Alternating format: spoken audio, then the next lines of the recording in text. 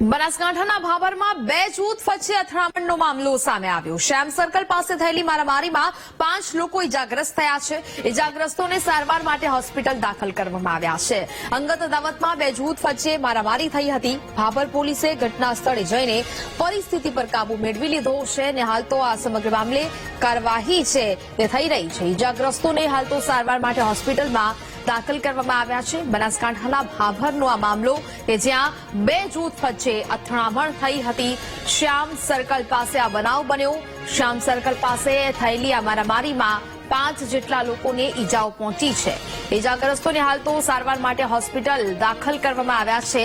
કયા મામલે આ બંને જૂથ વચ્ચે અથડામણ થઈ છે, શું હતું તેની પાછળનું કારણ, તેને લઈને પણ હવે પોલીસે સમગ્ર મામલે તપાસ હાથ ધરી છે। હાલ તો સામે આવી રહ્યું છે કે અંગત અદાવતમાં આ બંને જૂથ વચ્ચે મારામારી છે તે થઈ હતી। ભાભર પોલીસ ઘટના સ્થળે પહોંચીને પરિસ્થિતિને કાબુ મેળવી છે।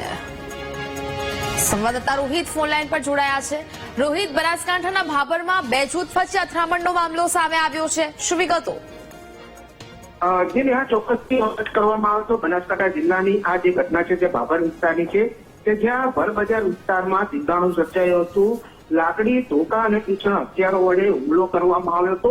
બે જૂથ વચ્ચે મારામારી સર્જાઈ હતી, જેમાં 5 લોકો ઈજાગ્રસ્ત થયા હતા, જેમાં 2 લોકો ગંભીર ઈજાગ્રસ્ત હતા। તેમને પાટણના ધારપુર હોસ્પિટલ ખાતે ખસેડવામાં આવે છે।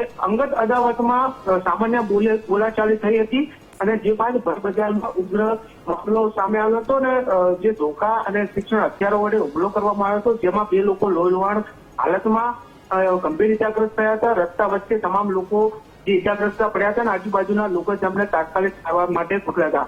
હાલ તો ભાભર પોલીસે તમામના નિવેદન લઈ વધુ તપાસ હાથ ધરી છે। જી નેહા। બિલકુલ રોહિત, જાણકારી બદલ આપનો આભાર।